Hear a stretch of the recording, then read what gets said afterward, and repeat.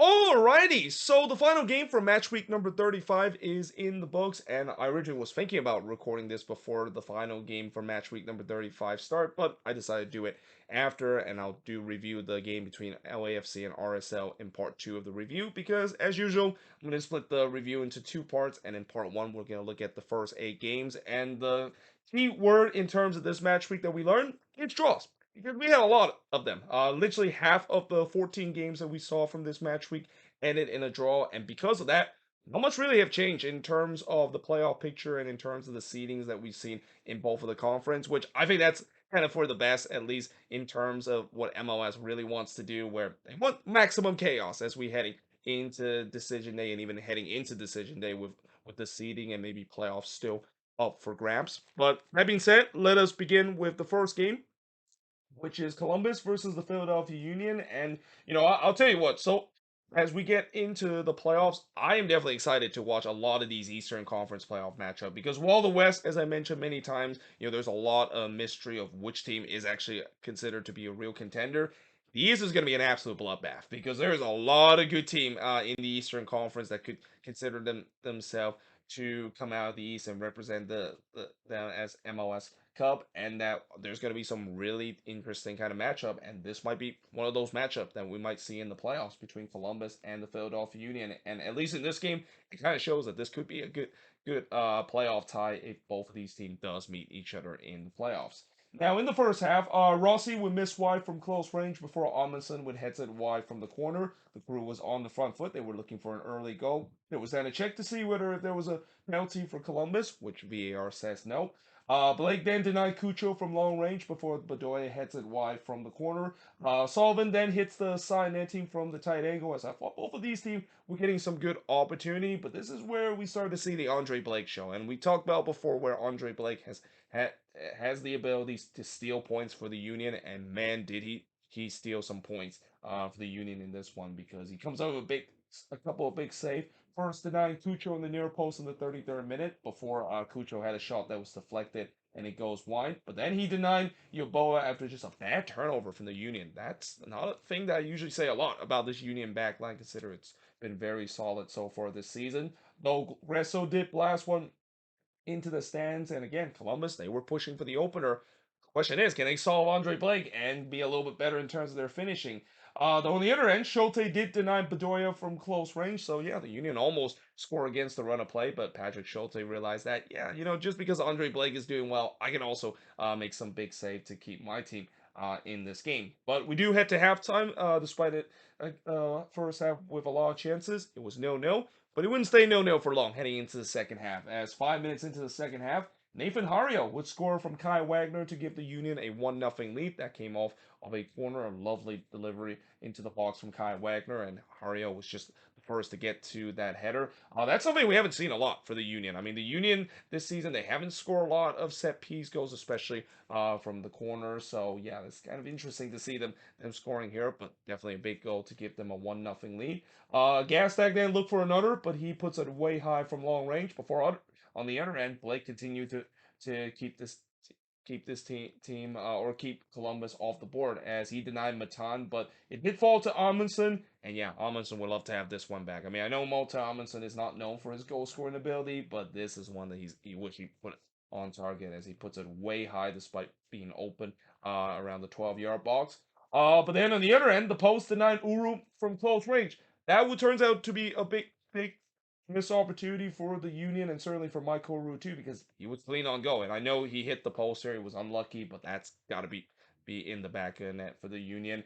And again, it come back to haunt them because in the 71st minute, a penalty was given to Columbus as Elliott handballed it in the box while Cucho basically struck that one on the wall. Now, anytime when that happened, I know there's going to be a lot of disagreement, especially from Union fans. They feel like that was kind of harsh, but I think in the end they did get this one right because yes, while you're jumping up in the wall, you got to make sure your hand is stay tucked because if your hand is not stay tucked and maybe you're trying to outstretch a little bit, as I kind of saw with Jack Elliott there when he jumped on when the wall jumped there.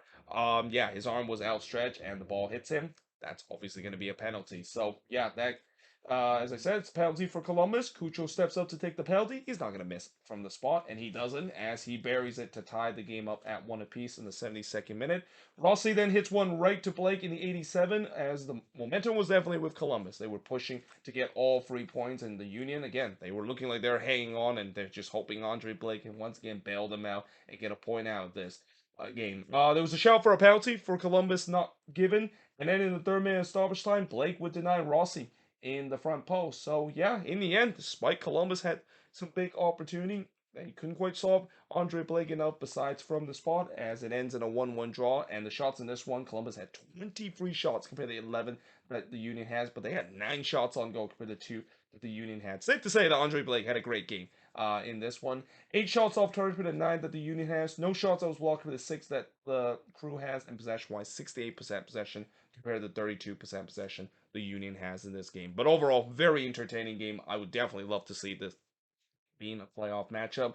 With that being said, the Union will definitely be the more happier side coming out this game, getting a point against a Columbus team that is always tough to.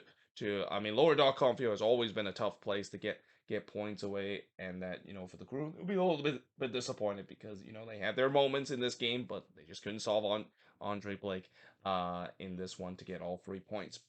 With that being said, moving on in the next match is Miami and NYCFC. So before I get to this game, I want to mention that Messi was out again for this game, and same with Jordi Alba, as he's not in the 18. And I think there's got to be started to be some concern if you're an Inter Miami fans, and maybe in the if you're a media member in the MLS media, because there's been a lot of hype about Messi coming into the league, but with the way that they've been saying that he's going to eventually come back to this team, and the fact that he hasn't been able to, I mean, it's a big question of how severe the injury is. And from what I heard, there was actually a sources saying that he actually tweaked his knee during a World Cup qualifying game that Argentina was playing against Ecuador, and then he re-aggravated in the game that he played against Toronto FC, and that was the game. Of course, he was subbed off, and that's the last time we've seen Messi in an Inter Miami jersey. So yeah, I mean, there's a lot of question of when exactly he's gonna come back. On that same source, they said that he could potentially be missing the rest of the season. Which let's just hope that if you're Inter Miami and certainly for the MLS media, they're hoping that is not the case because all this hype about Messi coming into MLS and all this hype about the storyline of him guiding this Miami team to the playoffs and that it seems like he's not going to be available. Yeah, that's definitely not gonna help the boost in terms of the ratings and the attention that the league has really been getting ever since Messi has arrived to MLS. But that being said, coming out of this game, I think both of these teams will be happy with this. I mean, I know it's a playoff 6 pointer, and I know both of these teams ideally would want 3 points, but I'll mention why exactly that is the case, why both of these teams may be happy coming out of this game with a draw. Now, in the 12th minute, the first shot of the game did see Bakra miss wide from close before Bakra would miss wide again from close range. NYCFC was on the front foot, and the Miami defense, which was very, very suspect in the game against Houston, and it was not surprised they conceded goals in that game against the Dynamo. It was kind of the same case in this one against NYCFC, but thankfully for them, NYCFC didn't really quite find their shooting boot in the first half.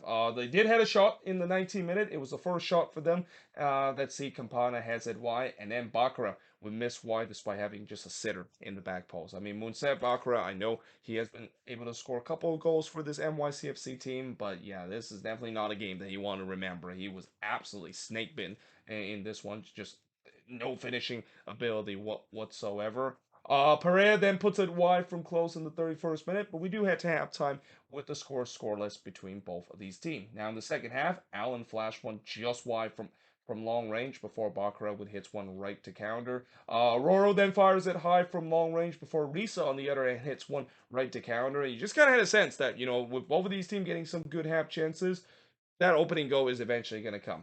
And it did in the 76th minute as Santi Rodriguez opens the scoreline in this one from Tavon Gray to give a big 1-0 lead for NYCFC. Though on the other end, Mota looked to respond on the free kick, but he missed that one high. But really, as the time winds down, I didn't think Inter Miami really put a lot of pressure on this NYCFC team, which is kind of odd because this is a big game for them. Like they need to get points if they want to keep themselves in contention for a playoff spot, and it looks like it was just a little bit too easy for NYCFC to hold on to get all 3 points. Well, that turns out it was a false kind of prophecy there, because in the 5th minute stoppage time, Miami gets the equalizer. It's Thomas Aviles. He scored from Robert Taylor to tie the game up at one apiece, and the late heroics return for this Miami team. I mean, it has happened so many times this season where they have scored some late heroic moments to either rescue themselves a draw like we'll see in this game, or win the game outright. But yeah, that ties the game up at one apiece. And then they almost took the lead in the 7 minute stoppage time as Ruiz struck the post from close range. And again, Miami almost a smash and grab in this game, getting all 3 points at the death in this one. And with how the narrative has gone, you wouldn't be surprised. The Ruiz actually did put that one in, and Miami would make a meaningless comebacks to keep their playoff hope alive, but it was not meant to be in this game. Well, actually, their playoff hope is still alive, but definitely will really boost their chances to make the playoffs. But it was not meant to be, as in the end, it ends in a 1-1 draw in this one. And the shots in this one: 12 shots for the 10 that NYCFC had, 3 shots on goal for the 1 that Miami has, 5 shots off target compared to 8 that Miami has, 3 shots that was blocked compared to 2 that NYCFC had, and possession-wise, 65% possession compared to 35% possession that NYCFC has in this game. And remember how I said that both teams are going to be happy coming out of this?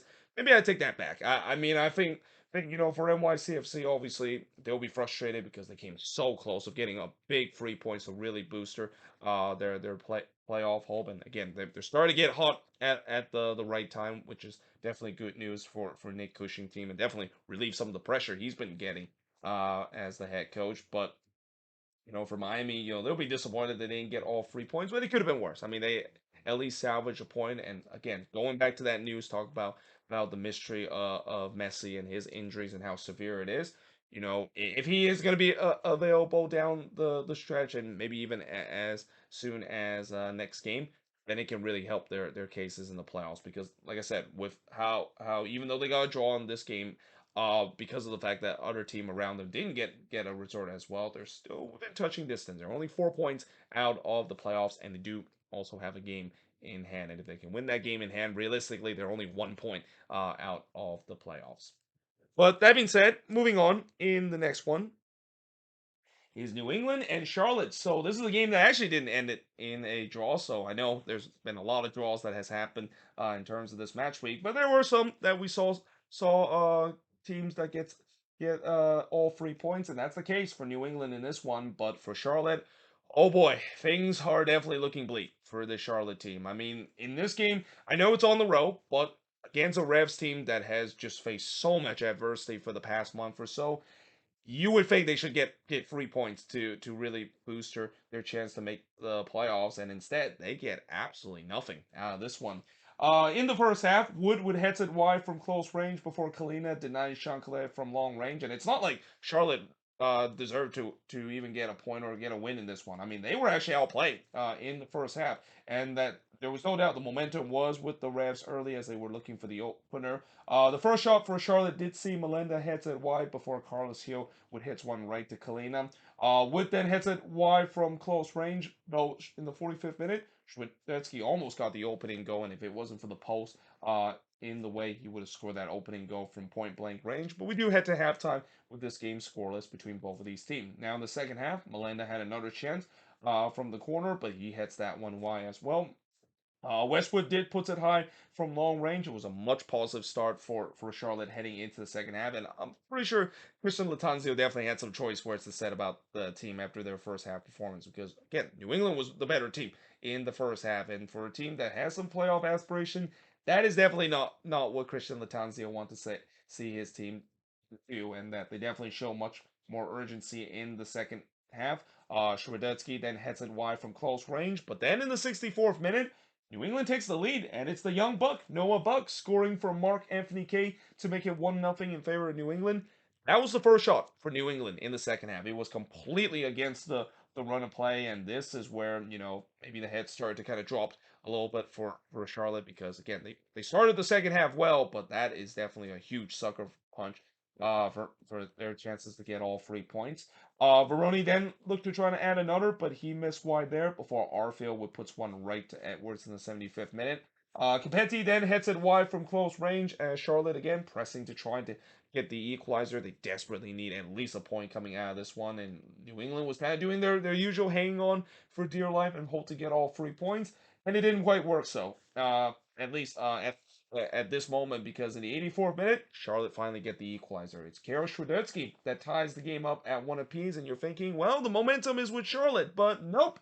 Just 1 minute after that equalizer, Dave Romney, of all people, scored from DeJuan Jones to make it 2-1 in favor of New England. I mean, Dave Romney, I don't remember the last time he has scored a goal for his respective team, but it's definitely a big one because not only it was an instant response for New England, it turns out to be the winning goal. As in the end, New England, they win 2-1 in this one against Charlotte. Really put a big torpedo in terms of Charlotte hope in terms of making the playoffs. But the shots in this one, 17 shots for the 10 that Charlotte has, 5 shots on goal for the 4 that New England has, 8 shots off target for the 1 that Charlotte has, 4 shots that was blocked for the 5 that New England has, and possession-wise, 51% possession compared to the 49% possession that New England has in this one. Again, just this is a game for Charlotte. I know going on the road to face against a Revs team that has still looked relatively good this season at home, despite all the adversity that they face off the field. You got to think that if Charlotte is going to make a push for the playoff, this is a game that they need to get all 3 points, or at bare minimum, get at least a point out of this game. They don't, and now it feels like it's slipping away from them, even though they're still staying tightly in that bit of a log jam between all these teams that besides TFC, pretty much all the team in the Eastern Conference from 14 all the way up to 8th place still have a chance in terms of making the playoffs. With that being said, moving on in the next match, and another game that is a playoff 6-pointer between the Red Bulls and Chicago, and two teams that currently is below the red line and are part of that log jam trying to climb themselves above the red line. Well, it turns out it's the Chicago Fire that gets the 1-0 win, and I would like to say that this was kind of a smash and grab for Chicago because, yeah, I mean, the Red Bulls, they had their moments in this game, but, this game is kind of a microcosm of their season. Even though they create the chances in this game, they just aren't able to put it away, and it also doesn't help the fact that they went down to 10 men in this one, and they were instantly punished when they were down to 10 men in this game. Now, early on, Luquinhas with the game's first shot, but missed way high from long range. Not much really happened early, which, it shouldn't be surprised because, it is a Red Bulls game. Usually Red Bulls game, especially when it's a home game for the Red Bulls, they don't really create a lot of chances or even give them up a lot of chances, that is. We fast forward in the 31st minute. Token would miss wide on the header before Brady denied Manuel from close range. And then he would rob Barlow from point blank range there. So, yeah, you got to feel bad for Tom Barlow. He's a guy that has always been labeled as a scapegoat, as being a very bad finisher for this Red Bulls team, even though pretty much every attacker for this Red Bulls team has been poor in terms of finishing. And that here, he had a chance to finally score a rare goal, but yeah, Brady basically said no and robbing him from point blank. But I also thought that, Brady and poor finishing from the Red Bulls is the only reason why this is 0-0. Like, this could have been 1-0 in favor of the Red Bulls, or even 2-0 in favor of the Red Bulls if they can finish. Luquinhas then had a shot that was clear off the line. Again, I think at that moment, I'm pretty sure every Red Bulls fan feel like, oh, here we go again. It feels like it's one of those nights where it's not going to happen. But we do head to the second half with the scoreline scoreless, and in the second half, Amaya would puts it wide from long range in the 51st minute before Fernandez would puts it wide from close range. Once again, Red Bull getting chances. But can they finish? Well, that question definitely they looked like it was going to be a no, and that it definitely took a big chance of them potentially getting the winning goal or getting the 3 points in this one, because Ndam would get his second yellow card in the 62nd minute, and Chicago wastes no time to capitalize on that, because on the ensuing free kick, Kitsia scoring from Shaqiri to make it 1-0 in favor of the Fire. And I know Shaqiri, it's been a very underwhelming season for him, but this is one of the few times where he put a beautiful delivery right to Kutsia, who was completely unmarked there. I mean, that was just shocking defending there from the Red Bulls. And yeah, Chicago was leading 1-0, despite the fact that that was literally their first shot of the game, and just, again, an absolute sucker punch that the Red Bulls suffer. Then we fast forward into the 81st minute, and Shaqiri had another chance to score a goal. Well, actually, he had a chance to score a goal after getting an assist, but he missed an absolute sitter from close range. So, despite the fact that I said that Chicago It was kind of a bit of a smash and grab for them. They had some big opportunity to kill this game off, and I feel like this was kind of one of these games where which narrative is eventually going to reel its ugly head. Is it going to be the Red Bulls can't finish that reel its ugly head, or is it the Chicago Fire doing some boneheaded play that is going to come back to haunt them, because that's how they have been throughout this season, especially on the road. And then in the 87th minute, they had another opportunity. In fact, just not long after the Shaqiri miss, Shabilko was struck the post as he was in on goal in this one. And again, these chances were grade A chances for the Fire. And you just wonder, with the luck that they've been getting this season, is that going to come back to haunt them? Because on the other end, Reyes would heads it wide from close range, and then the post this time would help out the Fire, as it denied Amaya from close range in the 6th minute. And then on the other end, in the 7th minute of stoppage time, Cornell would rob Gutierrez, who was trying to finish it, and he was in on goal there.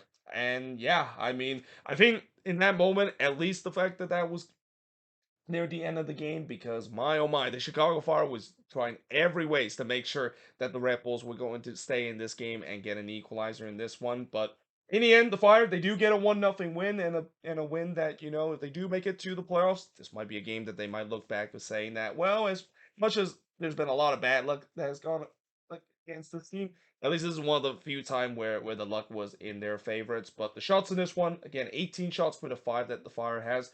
But this is where it tells the story for the Red Bulls. 3 shots on goal compared to 2 that the Fire has. 8 shots off target for the 2 that the Fire had. 7 shots that was blocked for the 1 that the Fire has. And possession-wise, 55% possession compared to the 45% possession that the Red Bulls had. And also, speaking with the Chicago Fire and how big this win is, because of the fact that pretty much all the team around them didn't get a win, and that they got a win, they actually really now booster their chances in terms of making the playoffs, in that there's only 1 point below the red line right now, and all of a sudden maybe give the Fire fans a little false hope that maybe they can climb themselves back above the red line. Unfortunately, I can't say that for Red Bulls fan. I mean, again, this game is just kind of a microcosm of the season for the Red Bulls, and maybe really been the microcosm of this team for the past couple of years. This team just have a lot of issue this season in terms of finishing. Well, it's either that or going for on the attack. They just look completely out of ideas, and it seems like this was the game where, despite they had the ideas to create those chances, they just couldn't put the ball into the back of net, and this game could really come back to haunt the Red Bulls if this longest active playoff streak in MLS right now is going to come to an end, with the Red Bulls missing the playoffs for the first time in 13 season. With that being said, moving on, and actually, I'm gonna switch boards right now because I just talked about the last game on this board, but we're gonna switch boards and look at the next 4 games to finish off part 1 of the review of match week number 35. So moving on, in the next game, we got Orlando and Montreal. So Montreal is one of those teams that is just above the red line right now in the Eastern Conference. But after this game, it doesn't seem like they're going to be above the red line for long, because, yeah, this was a game where, Orlando City, they show why they are definitely going to consider to be a contender in the Eastern Conference. Though early on, not much happened early in this game. In fact, the first shot of this game didn't came until the 14th minute, and I actually saw Kyoto miss wide from close range. Romel Kyoto actually came back for Montreal in this one. I mean, it's been a rough season for Kyoto. He's been dealing with a lot of long-term injury, but he got back in this one. Unfortunately, didn't really contribute too much on the attack. But instead, in the 19th minute, Orlando gets the lead, and they didn't even have a player scoring in this one. It's actually Siwas, the one that scored an own goal, and this is just kind of one of those unfortunate own goal for the goalkeeper, where it hits the post and then it hits the back of the goalkeeper and goes in. I mean, that's always going to be ones that if you're a goalkeeper, it's tough to look back and just a moment of bad luck. But yeah, most importantly, that gave Orlando City a 1-0 lead. Though in the 37th minute, Siwas did deny Angulo from close range. Before Angulo did put the ball into the back of the net, the problem was the flag went up, and it went up because there was an offside on the development play. I think Torres was the one that was in an offside position. Torres then had a shot that took a deflection and missed high in the 42nd minute, but we do head to halftime with Orlando leading 1-0. In the second half, it would be Orlando leading 2-0 in the 50th minute as Dagger Fornson would score from McGuire to make it 2-0 in favor of Orlando. Not long after, it would be 3-0 in favor of Orlando as Facu Torres would finish from Angulo off of a lightning counter attack. I mean, Montreal was just getting completely cut open on that transition. Torres then looked for another, but he hit one right to see Wasp before Galese had to make a rare save here. He denied Charnier on a rare Montreal opportunity. In fact, that actually was the only save that Galese would made, as Montreal only had one shot on goal in this one. And then on the other end, see Wasp would deny Ojeda from close range, as Orlando, they were already looking very comfortable in this one. They were trying to add another one to put the icing on the cake. But in the end, Orlando, a relatively comfortable win. It was a 3-0 win against Montreal. And the shots in this one, 13 shots for the 8 that Montreal has. 1 shot on goal for the 6 that Orlando has. 5 shots off target for the 4 that Montreal has. 3 shots on block for the 2 that Orlando has. And possession-wise, 58% possession compared to the 42% possession that Montreal has in this game. And like I said, Montreal is definitely in trouble because I'm not sure if how many more home games that they have. They better hope that they still have some home games left because this team simply cannot win on the road. And judging by the math, if they do have a couple more road games, which I'm pretty sure they do, this team is definitely in danger of missing out on the playoffs. And that again, when you are trying to make it to the playoffs solely because you had a good home form and because Montreal home form hasn't been that good lately, that could come back to haunt this team because we know this team don't do well on the road. They rarely wins on the road. In fact, they only won 2 games this season on the road, and that could be the difference for them to not make it to the playoffs this season. That being said, moving on in the next match is Toronto and Cincinnati. And first of all, I want to congratulate FC Cincinnati of winning the Supporter Shield. So this game pretty much wraps up the Supporter Shield race with Cincinnati getting the win. Though this was definitely not the way that Cincinnati envisioned them of wrapping up the Supporter Shield race because early on the post would deny Blessing from close range. So yeah, TFC almost got the opening goal just 11 minutes, trying to maybe spoil the party for Cincinnati to win the Supporter Shield on this night. Though Bupenza did heads it wide from the corner, and I thought both of these teams were getting some good early opportunity looking for the opening goal. Moreno would put it wide from close range before Gavran would absolutely rob Arias from point blank. Gavran, I'll tell you what, he has definitely stepped up for TFC in these last couple of games. Now, unfortunately, because TFC has no defense, he's been kind of hung out to dry at time. But this is definitely a guy that I won't be surprised he's gonna get a look at least next season because again he was definitely trying his best to hold the line as much as possible, but unfortunately in the 28th minute, he couldn't save this one as Brendan Vasquez would score from Mosquera to make it 1-0 in favor of Cincinnati. Not long after, Vasquez would score again as he scored here in the 35th minute. It came off a bad turnover from TFC, which again, it just sums up their season. I mean, that TFC defense, how many times this season we've seen them turn the ball over way too easily and led to a goal, and it happened in this one. So yeah, it was 2-0 in favor of Cincinnati. Looks like it's going to be an easy win for Cincinnati and an easy victory for them to clinch the Supporter Shield. Well, not so fast because in the 39th minute, Osorio would score to get one back for TFC, and Roman Salatano, man, this was a nightmare night for him. And this, I think, as much as I know Cincinnati is definitely going to be considered to be an MLS Cup contender, there's got to be a little concern about Roman Salatano and his performance because no, I think this season Roman Salatano has had a very average kind of season, and that's just not good enough if you want to win MLS Cup. I mean, when we see all these MLS Cup winner, they always tend to have a goalkeeper that comes up big to make big save. And while Sanatano has done so in some of these games, there's been games where he does this, where this is one that he just spills an easy catch that wasn't even a a a shot that it was hit very heavy, and he just kind of dropped it right into the path of Osorio. But on the other end, Barriel did struck the post and looked to restore the 2-goal lead for Cincinnati. But in the 44th minute, it happened again as Osorio would score in the 44th minute, and it almost like it was deja vu all over again. Salatano once again. This time it was more of a cross where he was just trying to kind of punch it away. Didn't really get a good hand into it, and it fell right into the path of Jonathan Osorio. So yeah, again, just 2 goals by TFC that, this season they haven't had lot of luck, but this was kind of one of those games. But 2 goals that, if you're Roman Salatano and FC Cincinnati, this has got to be very concerned of the fact that he's making these mistakes. I mean, I think the only thing I will say about Salatano is that if you're gonna have a bad game, which he definitely had a bad game in this one, at least do it right now instead of into the playoffs. But again, this is not the first time I've seen him have these bad games, and if you're a Cincinnati fan, you're just kind of worried that he doesn't have these kind of bad games once we do get into the playoffs.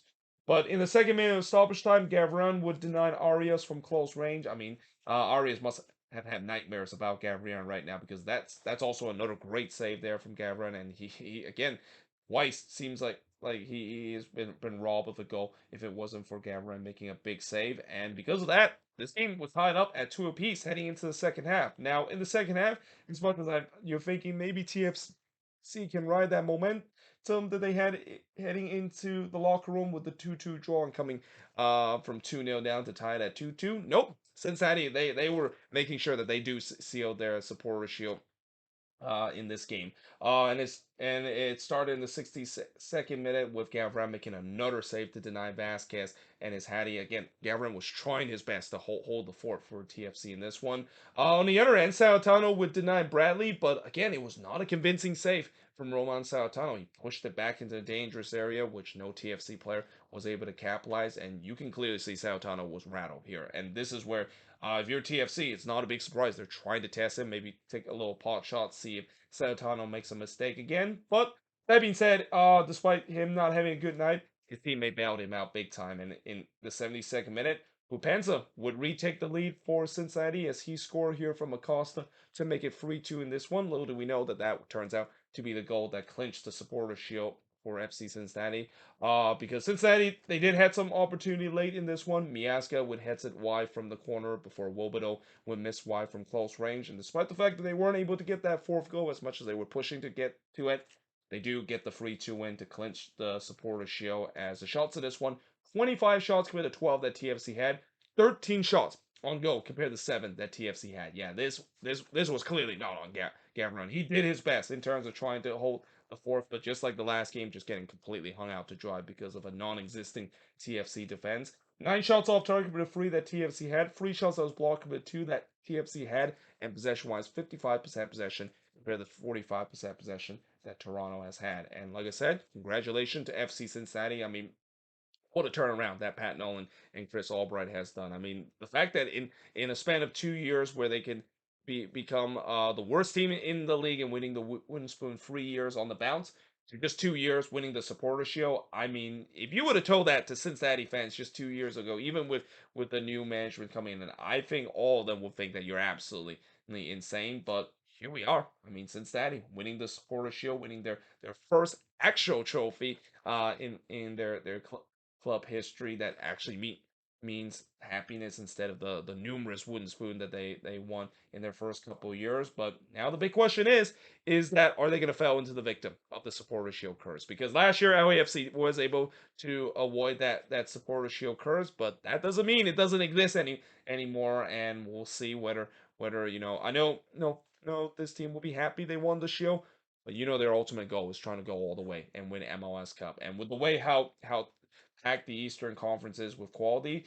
Yeah, this is gonna be an interesting. I mean, I know in terms of the favorites, Cincinnati will definitely be the team that is favorites to win MLS Cup and even make it out of the East as the team to represent the East for MLS Cup. But with the way that there's just so many good teams, we'll see whether or not if FC Cincinnati can run the gauntlet and well they deserve their way to make it all the way to MLS Cup, just like LAFC did last year, winning the Support Shield and make it to MLS Cup and winning the whole thing. But that being said, moving on in the next game is Houston and FC Dallas. So this was a game where for one of these teams, if they could win this game, they won the Copa Tias. But if it ends in a draw, I mean Austin FC wins the Copa Tias. So this game ended in a draw, and as I'll talk about in part two of the review, I think that maybe is the only positive that Austin FC can get out of this weekend. Because yeah, I mean, for both of these teams that most likely are going to make it to the playoffs, I mean, at least one of them is going to make the playoffs. I think Houston has a good opportunity to make it to the playoffs. It's kind of surprising the fact that the team that currently has the worst record in the standings end up winning the Copa Tijas. Though early on in the first half, 2 minutes in, Ferreira did puts it high after just a WTF turnover from Houston, and then Velasco would hit one right to Clark. And again, Dallas, they were the better team early in this one, and that's not a big surprise because Houston was still trying to shake off that U.S. Open Cup win hangover that they had on Wednesday. Though Franco did curls it wide from long range before Herrera hits one right to pass. Smith then missed wide from close range, and you can see the Dynamo, they woke up. Like, they had that little hangover trying to get themselves back into league play, but they looked like they were a hungry team again and was trying to press for the opener. Franco then blasted high from close range before a pass, punch away a free kick from Ferreira in the 37th minute. And then on the other end, in the 42nd minute, Farfan almost scored against the run of play as his looping header was actually clear off the line, and Tour did try to hit that one back to his goalkeeper, but it was very awkward. I mean, when he hits that one back to his goalkeeper, that one almost looped over the head of Steve Clark, and that would have been a disastrous moment for Houston. But fortunately, Clark was able to just about keep that one and prevent a one of the craziest and probably the worst own goal you could score in MLS. I mean, there has been some bad own goals that's been scored, but that's definitely going to be going up there as one of the worst we've seen this year. But we do head to halftime, scoreless between both of these teams, and in the second half, Houston continued to press for the opener. Franco would heads it wide before pass would deny Escobar from close range. There was a shout for a penalty for Houston not given.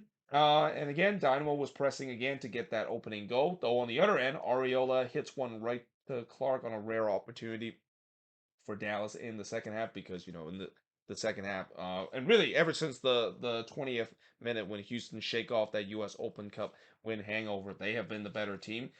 Quinones then hits one right to pass before pass denying Carrasquilla on a lightning counter attack, which is something we didn't see a lot from Houston in this one, and that's credit to Dallas. You knew that was kind of their game plan where they just got to limit those lightning counter attack that Houston tends to do a lot this season, and that's kind of the reason why they've been so successful this year. And I also wrote pass and the poor Houston finishing might be the downfall of the Dynamo not getting all 3 points in this one, and that bad finishing continue as Artur just curls it wide from long range. I mean, it was not a bad effort there from Artur, but he missed wide there, and then the same goes for Bassi in the second minute of stoppage time. So yeah, in the end, Houston, I'm pretty sure that they'll be disappointed to not get all three points, and especially winning the Copa Tejas in this one, and as it ends in a 0-0 draw. And the shots in this one, 17 shots with a 4 that Dallas had, but only 5 of them was on goal compared to 2 that Dallas had. 2 shots off target for the 9 that Houston has. 3 shots that was blocked with none that Dallas had, and possession-wise, 63% possession compared to 37% possession that Dallas has in this game. And while Dallas' problem in terms of scoring continues out of this game, I think they'll take this reserve because now they do have a massive game next week against the San Jose Earthquakes, and that's definitely a classic example of a big playoff 6 pointer and one that could decide who really could potentially clinch their spot to the playoffs as soon as next week. And speaking of which, moving on into the last game on this board is the Blues Dot Derby between Minnesota and the San Jose Earthquakes. So as I mentioned, the Quakes, they are definitely moving one step closer to clinch themselves into the playoffs. Although it's not done yet, and that they do have that massive game against Dallas next week. But I cannot say the same thing about Minnesota. It seems like it's getting away from them, and this is literally the same thing we saw last season. And what's worse about this season is that unlike last season where they actually had a cushion, where even with that massive collapse that they had in September, they were still able to make it to the playoffs. I don't know if they can do that this season. And I think at the end of the day, the main reason why Minnesota probably will miss out on the playoffs this season, well, there's a couple of reasons. Obviously, underachieving is definitely going to be a reason because there is no way in the world. When I look at this team, there's no way in the world should be a team that should be missing out on playoffs. But the problem for this team, besides underachieving, they can't win at home. This is the 10th draw that Minnesota United has had this season at Allianz Field. And when you have that many draws at home this season and only won 3 times this season, they don't deserve to make it to the playoffs because simply because of that. Now, early on, Reynoso would puts it wide from close range before he would puts it into the side netting. It was a fast start for the Loons who were looking to get the opener, but it was also a slow start for the Quakes. So, I mean, up to this point, I thought it was kind of getting according to the script. I thought this Blues Down Derby was probably in the beginning the Loons were going to get the opportunity because the Quakes have always tends to start off slow on the road, which once again was the case in this one. Longwane then puts it high from close in the 18th minute. The shots were 3-0 for Minnesota up to this point, but no shots on goal so far for both of these teams up to that point. In the 35th minute, Hoppy did have the Quakes' first opportunity, and yeah, this was a big miss for Matthew Hoppy because he was open here, and with the way that Hoppy has been able to score goals in the past couple of games, you would expect him to bury that one, but he missed that one just wide. Before Espinoza would flash one wide from close range, and the Quakes have finally woke up after a slow start in this one. They were now looking to try to get the opening goal, but by the time we finished the first half, neither team was able to do so. In fact, neither of these teams really tested the keeper as there was no shot through 40 minutes in this one, and that would be the case heading into the second half. In the second half, Dotson would puts it high from close range before Longwane is in on goal there, but he missed that one wide. And again, at that moment, I thought, oh, this is going to be that type of game for Minnesota, isn't it? Is that type of game where the Loons threaten again, but as the story of the season, finishing has just left a lot to be desired. But that being said, I think Teemu Pukki probably read that because in the 56th minute, he would score as he scored here to make it 1-0 in favor of Minnesota. So while things have been bleak in terms of the finishing for Minnesota, it's hard to believe Teemu Pukki has stepped up and that a couple of weeks ago where some people were saying that yeah, it seems like Teemu Pukki has just is joining a long list of Minnesota United strikers that is just simply cursed.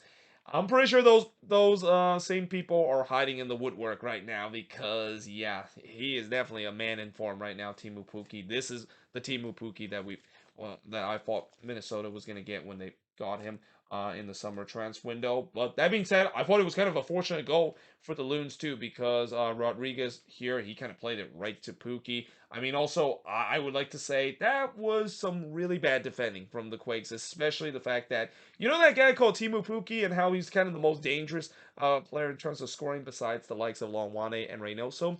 Yeah, you might have to think about marking him. This Quakes defense, and apparently they didn't get that memo and let Pookie wide open in the back post, and yeah, of course Pookie made the Quakes punish for that bad defending, and yeah, the Loons were up 1-0 in this one. Cal would then blast one into the wonder wall before Daniel would rob Pookie, and the flag actually never came up. Now, if Pookie puts that one into the back of net, I think this one would have called back for offside because it was pretty clear on the replay Pookie was in an offside position. But even that, I mean, that's one that Pookie would love to have back. Even though I'm pretty sure even if that one did went in, they probably would go to VAR to overturn it. Cal then hits one right to Dane Sinclair. It was a rough game for K Cal in this one, and this is why for the Quakes. I mean, that's the thing about Cal in his career with the Quakes. I see the potential. I see that he can be a really good player, but at the same time, he just have not been performing this season for the Quakes, and that I feel like the Quakes really missed that opportunity where when I know that they got a big offer for K Cal during the summer transfer window.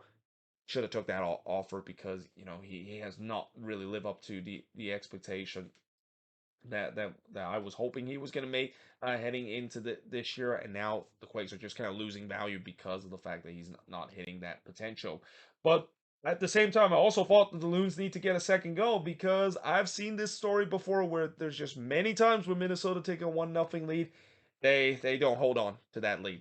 Guess what? It happened again. In the 84th minute, it's Paul Marie scoring from Espinoza to tie the game up at one apiece. It was a great finish there from Paul Murray on the volley. You don't usually see a fullback able to hit sweetly on the volley, and that's also kind of the thing about Paul Marie is that when he scores goals, he scored banger. He's kind of like the Hassani Dotson for the San Jose Earthquakes, where Dotson, of course, he's all about bangers only. But the same goes for Marie. Marie has scored some really wonderful banger, and well, you wouldn't say this is a banger of a goal because it was from close range. It is maybe still consider he hits that one off the volley.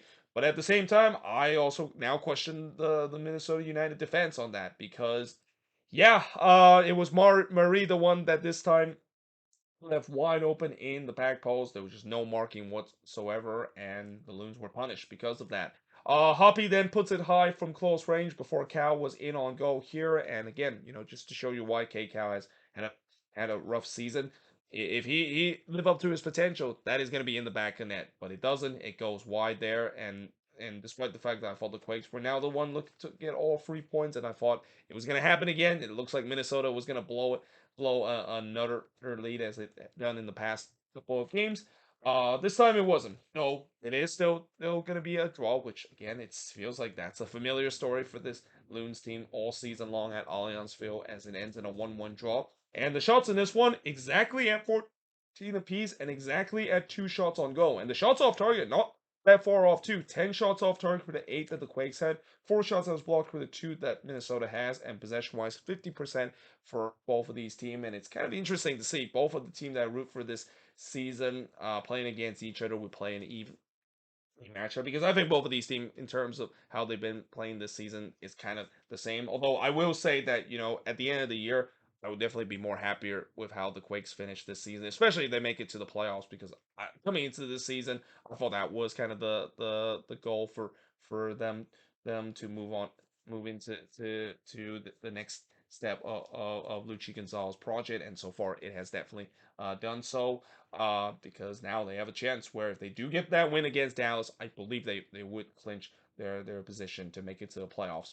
But for Minnesota, they now are 3 points back of the playoff position, and again, they have not got a win since that game against the Colorado Rapids, and that it feels like that September collapse has happened again. And I said this before, they cannot afford to have this collapse. I mean, they can afford it last year because they were in a good position in the playoffs. They can't do it this time because they were just barely holding on above the red line uh, before the month hit September, and yeah, it's looking bleak for this team. And that at the end of the season, I also would say that if there is so the most disappointing team this season, and I make a video about that, Minnesota United is definitely going to be featured that because there is no way in the world this amount of talent that this team has had can only win 3 games this season at home and drawn 10 times this year at home. But there you have it. That is pretty much it in terms of looking at all of the game from part 1 of the review. As always, let me know in the comments below what do you think of these games. And yeah, hope you guys enjoyed this video. If you do, make sure you guys leave a like, smash the subscribe button. And yeah, I, of course, will see you guys next time.